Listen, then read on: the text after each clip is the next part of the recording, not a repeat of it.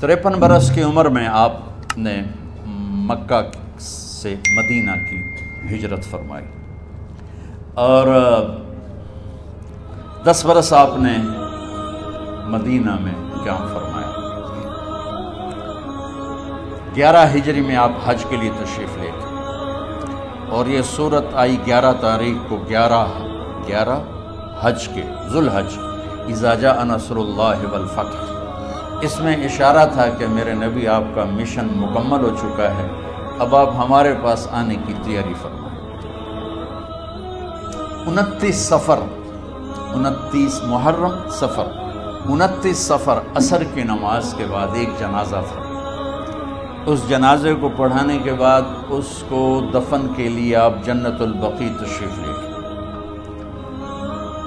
وہاں سے واپس ہونے لگے تو سر درد اٹھا اور وہ درد ایک دم بڑھنا شروع ہوا، اور اس دن باری حضرت عائشہ کے گھر کی تھی، تو آپ گھر میں تشریف لاتے لاتے درد کے ساتھ بخار، تیز درد، تیز بخار، اور 14 دن 12 ربیع 29 30 2 دن یہ اور 12 دن اگلے 14 دن آپ نے بیماری دیکھی، مسلسل سر درد اور مسلسل بخار۔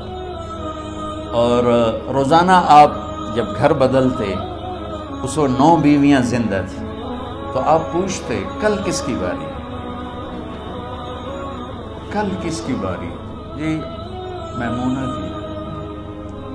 اگلا دن کل کس کی باری؟ یہ حفصہ کی۔ کل کس کی باری ہے؟ ام سلمہ کی ہے۔ تو بیگمات نے اس سے سمجھا کہ اللہ کے نبی یہ چاہتے ہیں کہ میں بیماری کے دن عائشہ کے پاس گزاروں، ورنہ آپ کو تو خود پتہ ہے کل کس کی باری ہے، پرسوں کس کی باری ہے، ترسوں کس کی باری ہے۔ تو حضرت میمونہ کے گھر میں آپ تشریف فرما تھے، تو ساری باقی 8-7 بیگمات جمع ہوئیں اور انہوں نے آ کے عرض کی، یا رسول اللہ، جب تک آپ بیمار ہیں آپ عائشہ کے پاس آرام فرمائیں، اور جب اللہ آپ کو شفا دے دے تو پھر ہماری ترتیب کو آپ دوبارہ شروع فرما دیں۔ تو آپ نے سب کا شکریہ ادا کیا، علی اور عباس کو بلایا، ان کے کندھوں پہ آپ نے یوں ہاتھ رکھے اور آپ کے پاؤں یوں زمین پہ لگ رہے، آپ پورا پاؤں نہیں لگا پا رہے تھے کمزوری سے، یہ پوزیشن تھی اس طرح۔ اور یہ پیر کا دن تھا، آپ حضرت عائشہ کے گھر میں داخل ہوئے اور اگلے پیر کو حضرت عائشہ کے گھر میں آپ اپنے اللہ کے پاس چلے گئے۔ آخری ہفتہ آپ نے حضرت عائشہ کے گھر میں گزارا۔ صحابہ ملاقات کے لیے حاضر ہوئے تو آپ ان کو دیکھ کے رونے لگے اور فرمایا کہ میں تمہیں اللہ کے سپرد کرتا ہوں، اللہ تمہاری حفاظت کرے، اللہ تمہارا ساتھی ہو، آواکم اللہ، حفظکم اللہ، نصرکم اللہ، بہت دعائیں دی۔ آپ کے جانے میں 5 دن باقی تھے، تو آپ نے فرمایا مجھے 7 کنوؤں کے پانی سے غسل کرواؤ۔ تو 7 کنوؤں سے پانی لایا گیا مشکیزوں میں بھر کے۔ تو حضرت عائشہ کے گھر میں کوئی ایسا ٹب نہیں تھا جس میں بیٹھ کے وہ آپ نہا سکتے، تو حضرت حفصہ کے گھر سے ٹب منگوایا گیا، آپ اس میں بیٹھے، تہمت باندھا ہوا تھا، کرتا اتارا اور آپ پر 7 کنوؤں کا پانی ڈالا گیا، تھوڑا تھوڑا تھوڑا تھوڑا تھوڑا تھوڑا، تو اس سے بخار کی شدت کم ہوئی اور آپ سر درد کی وجہ سے آپ نے ایسے پٹی باندھی سرخ رنگ کی، اور اس کے بعد حضرت علی اور فضل بن عباس کے کندھوں کا آسرا لے کر آپ مسجد میں تشریف لائے اور آپ ممبر پر بیٹھے اور آپ نے فرمایا، لوگوں میرے جانے کا وقت آ چکا ہے، میں نے کسی پر زیادتی کی ہو، کسی کو تھپڑ مارا ہو، کسی کو چھڑی ماری ہو، کسی کا حق دبایا ہو، تو میں اپنی جان کے ساتھ مال کے ساتھ حاضر ہوں، مجھ سے یہی بدلہ لے لو، آخرت میں میرے خلاف کوئی دعویٰ نہ کرو، میں آخرت کے حساب کو برداشت نہیں کر سکتا۔ جن کے طفیل لوگوں کا حساب معاف ہوگا، جن کی طفیل، جن کی شفاعت پر لوگ بے حساب جنت میں جائیں گے، وہ روتے ہوئے فرما رہے ہیں کہ میں آخرت کے حساب کو نہیں دے سکتا۔ تو سارے صحابہ رونے لگے، لیکن آپ اپنی بات کو دہراتے رہے، کوئی بھی نہیں اٹھا۔ تو آپ نے ظہر کی نماز پڑھائی، ظہر کے بعد پھر ممبر پر آئے اور فرمایا کہ لوگوں یہیں مجھ سے حساب کتاب کر لو، آگے نہ کرنا، بتاؤ میں نے کسی کا کوئی حق دینا۔ ایک صحابی کھڑے ہو، یا رسول اللہ آپ نے میرے 3 روپے دینے ہیں، 3 درہم۔ تو آپ نے فرمایا دینے ہوں گے ضرور، پر مجھے یاد نہیں، بتاؤ کہ کس طرح دینے ہیں؟ کہ یا رسول اللہ آپ کے پاس سائل آیا تھا، آپ سے مانگا، آپ کے پاس تھے نہیں، تو آپ نے مجھ سے کہا تیرے پاس کچھ ہیں؟ تو میرے پاس 3 درہم تھے، تو آپ نے فرمایا تو دے دے، میں بعد میں ادا کر دوں گا۔ وہاں یاد آ گیا، تو میرے گھر کے میرے نبی کے گھر میں تو تیل نہیں تھا، ایک چھٹانگ جس سے چراغ جلتا، پیسہ کہاں سے آتا؟ تو آپ کے سامنے آپ کے کزن فضل بن عباس کھڑے تھے، آپ نے فرمایا فضل میرا قرضہ ذمے لیتے ہو؟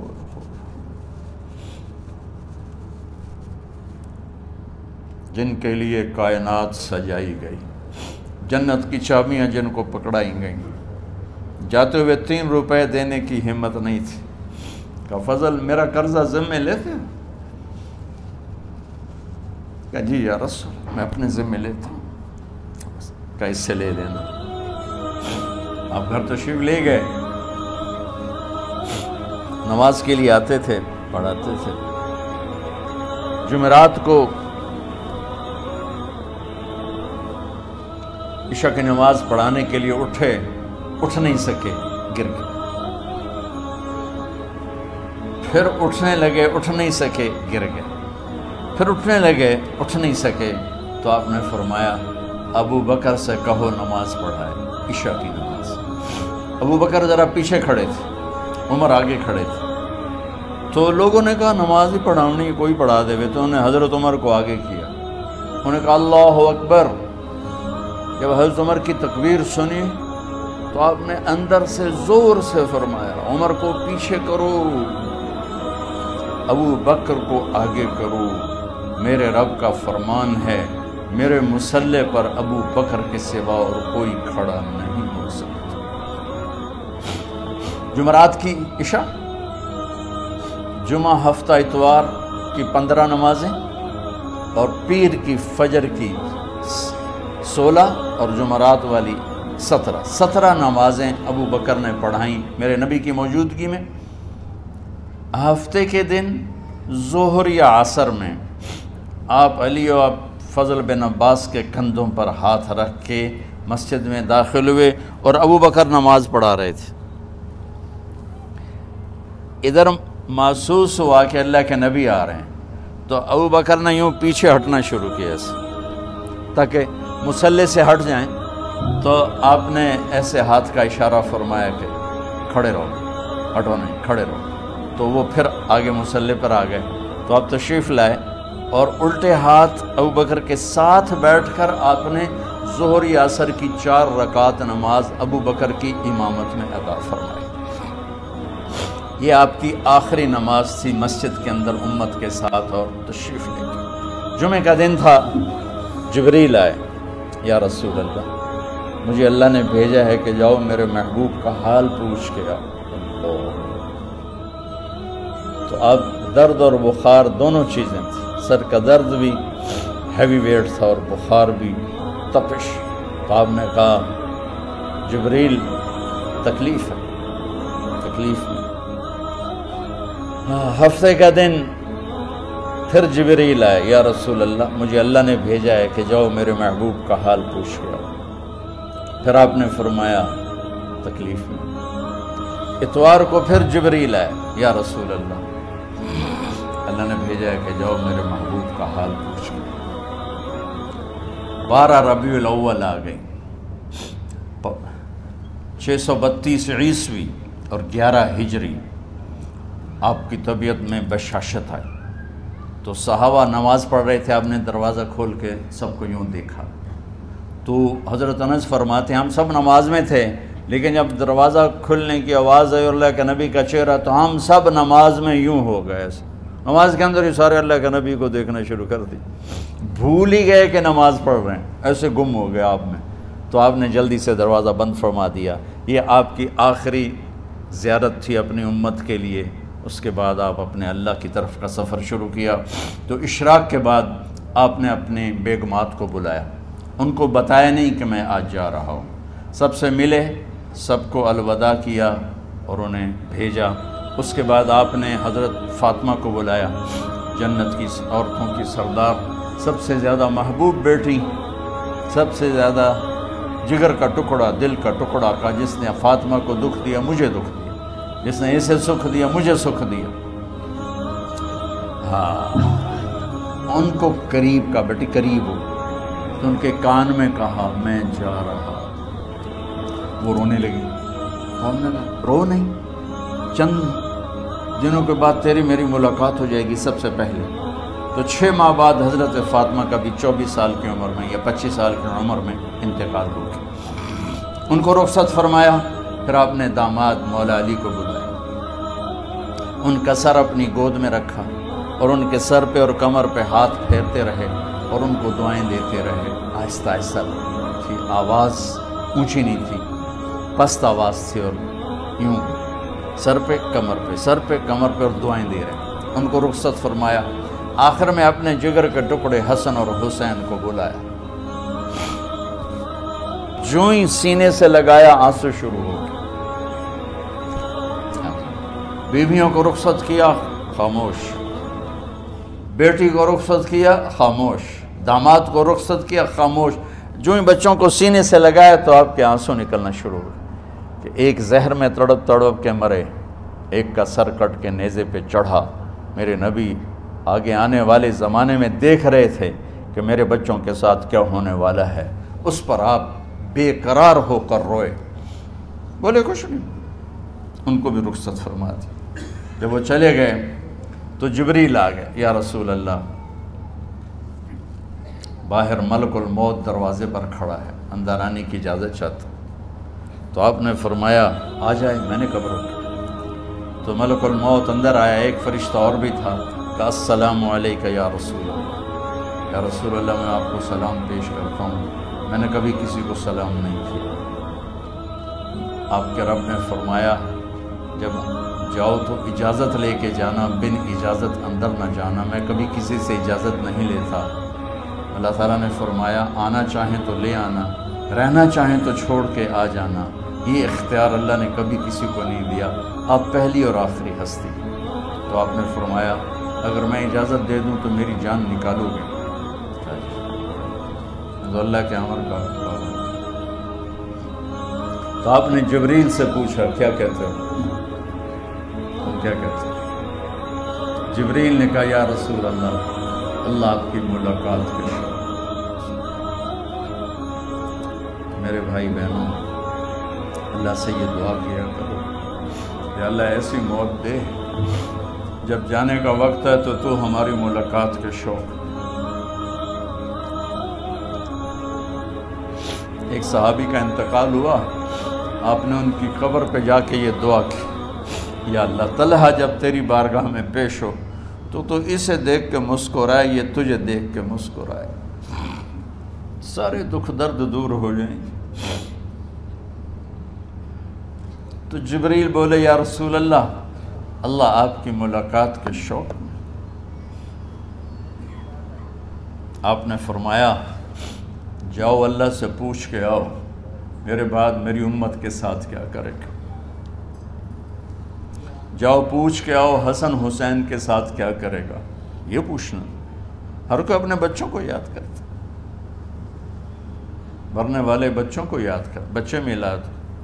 میرے والد اچانک ہارٹ اٹیک میں فوت ہو گئے تو ہماری بہنیں موجود نہیں تھیں، میری 2 بہنیں، تو میرے والد بار بار کہتے میری دھیاں میں نو ملا دے، میری دھیاں میں نو ملا دے، اور میرے نبی نے کہا میری امت کا مجھے بتاؤ پہلے کیا کرو۔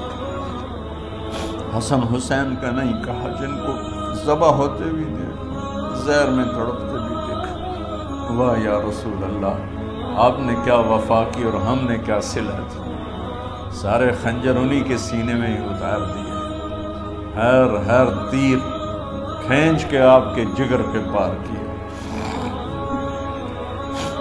ہر نافرمانی کا ٹھیکہ لے لیا۔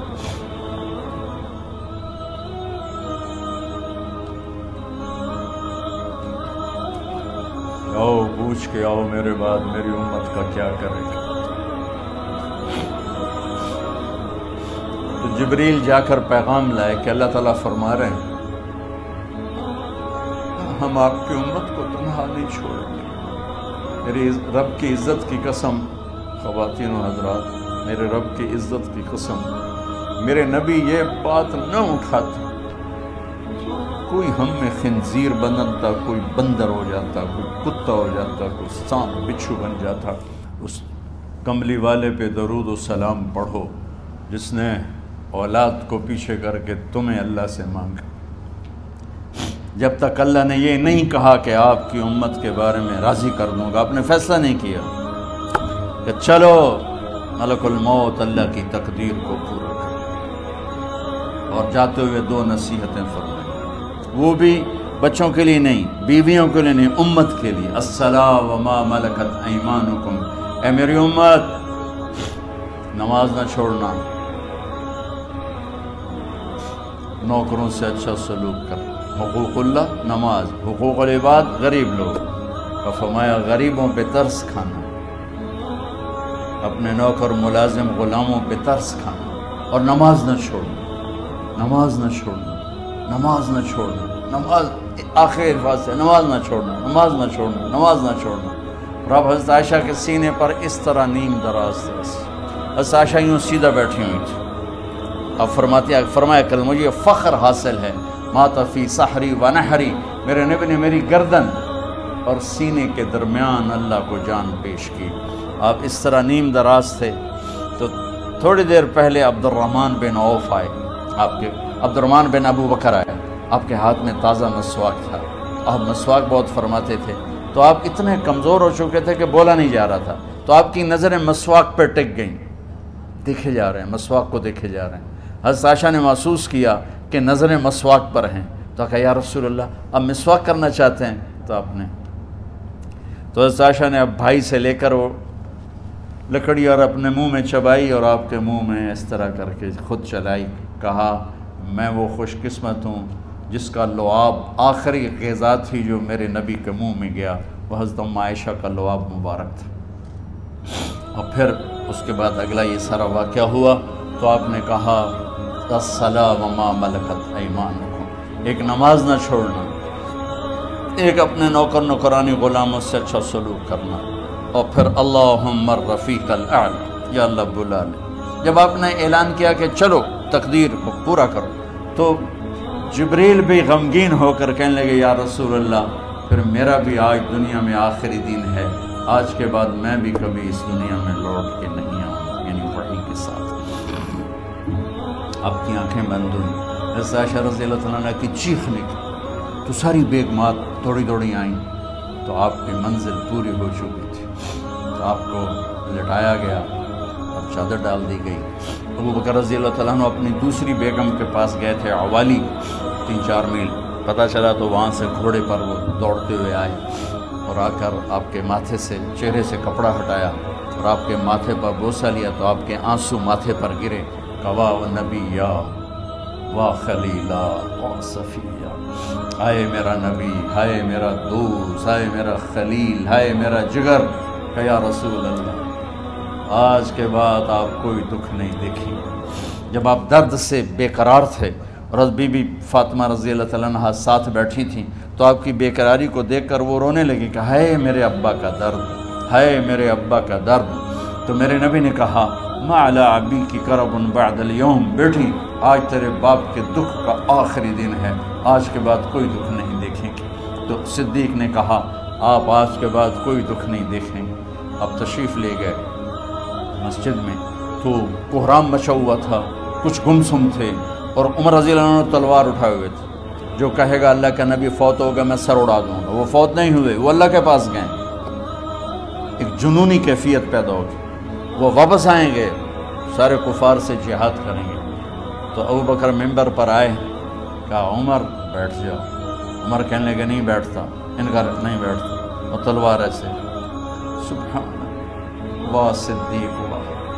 آپ نے ممبر پہ کھڑے ہو کر کیا سونے سے بھی لکھے جائیں تو کم ہے، قیمت اس سے زیادہ ہے، میرے صدیق نے کہا لوگو من کان یعبد محمدا فإن محمدا قد مات، جو محمد کی پوجا کرتے تھے تو آج محمد کو اللہ نے موت دی تھی۔ ومن کان یعبد اللہ فإن اللہ حی لا یموت، اور جو اللہ کی پوجا کرنے والے ہیں وہ یاد رکھو ان کا اللہ زندہ ہے، موت سے پاک۔ پھر آپ نے اِنَّکَ مَیَّتٌ وَإِنَّهُمْ مَیَّتُونَ، میرے محبوب آپ کو بھی موت آئے گی اور ان سب کو موت آئے گی۔ حضرت عمر فرماتے ہیں جب میں نے یہ آیت سنی تو میں یوں نہیں گرا، ایسے گرا سیدھا، ٹانگوں سے جان نکل گئی تو یوں گرے ایسے یوں، اور کہنے لگے مجھے یقین ہو گیا کہ موت آ گئی اور اللہ کے نبی ہمیں چھوڑ کے چلے گئے۔ غسل کون دے، کیسے دے؟ اہل بیت نے غسل دینا تھا۔ آپ کے کپڑے اتار کے غسل دیا جائے یا جو آپ نے کپڑے پہنے ہیں اسی میں غسل دیا جائے تو پریشان ہے، کیا کیا جائے؟ سب پہ اونگ طاری ہو گئی، ایک دم سب کو نیند آئی اور غیب سے آواز آئی کہ ہمارے نبی کو کپڑوں سمیت غسل دیا جائے۔ آپ کے بدن مبارک سے کپڑا نہیں اتارا، کوئی اتارے نہیں، تو اس آواز پر سارے بیدار ہوئے۔ تو حضرت عباس، فضل بن عباس، شقران آپ کے غلام، اور اسامہ بن زید اور علی بن ابی طالب آپ کو غسل دینے والے تھے۔ حضرت علی آپ پر پانی ڈال رہے تھے اور فضل بن عباس جسم کو مل رہے تھے، اور حضرت علی ساتھ ساتھ روتے ہوئے یا رسول اللہ آپ نے ہمیں صبر کا حکم دیا، اگر آپ ہمیں صبر کا نہ کہتے تو آج ہم دنیا کو رو کے دکھاتے، اور آج ہم دنیا کو اپنا غم دکھاتے کہ کس طرح غم کیا جاتا ہے۔ اور یا رسول اللہ آپ کے جانے پر وہ نقصان ہے جو قیامت تک نہ پہلے ہوا نہ بعد میں ہوگا کہ آپ کے بعد نبوت کا دروازہ بند ہو گیا۔ اس طرح پانی بھی ڈال رہے تھے تو روتے بھی جا رہے تھے، اور فضل بن عباس وہ آپ کے پہلو بدل کر ہاتھ مل رہے تھے، ہاتھوں سے مل رہے تھے۔ قبر کے کھودنے کا وقت آیا تو وہ لحد ہوتی ہے، کھڈا کھود کے پھر سائیڈ میں کھڈا کھودا جاتا ہے، اور ایک ہوتا اسٹریٹ جیسے ہمارے ہاں ڈال کے اوپر وہ سلیب ڈال دیتے ہیں، تو کیسے بنائی جائے؟ تو ابو طلحہ رضی اللہ تعالیٰ عنہ قبر بناتے تھے وہ والی لحد والی، تو فرمایا جو پہلے آ جائے گا نا وہی قبر تیار کر لیں۔ تو ابو طلحہ پہلے آ گئے تو لحد والی قبر تیار کی گئی، اور آپ کے کفن دینے کے بعد وہی وہ سب چلے گئے۔ اس کے بعد باری باری اہل بیت، ان کی خواتین، ان کے بچے، پھر مہاجرین، ان کے خواتین، ان کے بچے، ان کے نوکر، پھر انصار، ان کی خواتین، ان کے بچے، ان کے نوکر۔ تو پیر اور منگل یہ 2 دن سارے گزر گئے، اور منگل کو عشاء کے بعد جا کر یعنی بدھ کی رات آپ کی تدفین کا وقت آیا۔ تو جب آپ کو قبر میں اتار دیا گیا تو مغیرہ بن شعبہ رضی اللہ عنہ کھڑے تھے، انہوں نے اپنی انگوٹھی اتار کے اندر پھینک دی۔ تو پھر کہنے لگے علی کہ میری انگوٹھی نیچے گر گئی ہے، اٹھا لوں؟ ایک بہانہ کیا نبی کو غصہ لینے کا، انگوٹھی پھینک کر فرمانے لگے علی وہ میری انگوٹھی گر گئی ہے، اٹھا لوں؟ سب دیکھ رہے تھے کہ پڑی ہوئی کہاں اٹھا لو، تو انگوٹھی کیا اٹھانی تھی، نیچے جا کر اللہ کے نبی کو لپٹ گئی اور دھاڑ دھاڑ رونا شروع کیا۔ سب صحابہ کی چیخیں نکال دی۔ انگوٹھی تو ایک بہانہ ہی تھا، آخری شخص جس کا جسم نبی کے جسم سے ٹچ ہوا وہ مغیرہ بن شعبہ ہے۔ تو پھر سب نے شور مچایا کہ باہر نکالو، باہر نکالو، باہر نکلو۔ باہر نکلے تو اینٹیں لگائی گئیں، پھر مٹی ڈالی گئی۔ تو جب واپسی ہوئی تو حضرت انس گزرے تو حضرت فاطمہ کھڑی تھیں، طابت نفوسکم ان حسیتم علی رسول اللہ التراب۔ انس کس جگر کے ساتھ تم نے نبی کو مٹی میں چھپا دیا، کس جگر کے ساتھ تم نے نبی کو مٹی میں چھپا دیا۔ اللہ سے ملا دے۔ قبر دیکھنے کو خوفناک ہے، اگر اللہ راضی ہے، جب کبھی قبر سے ڈر لگتا ہے، بہت ہی لگتا ہے، تو خیال آتا ہے اگر اللہ راضی ہے پھر تو مسئلہ ہی کوئی نہیں ہے، چونکہ اللہ نے اپنے محبوب کو بھی قبر میں اتارا۔ یہ نہیں کہا کہ ایک خوبصورت بیڈ روم بنا کے اس میں لٹا دو، کہا قبر میں اتارو۔ اگر اللہ راضی ہے تو مرنے والی ہو یا مرنے والا ہو، تو مزے ہی مزے ہیں۔ یہ سارے دعا کرو کہ جب ہم دنیا سے جا رہے ہوں اللہ ہم پہ خوش، اللہ ہم سے راضی۔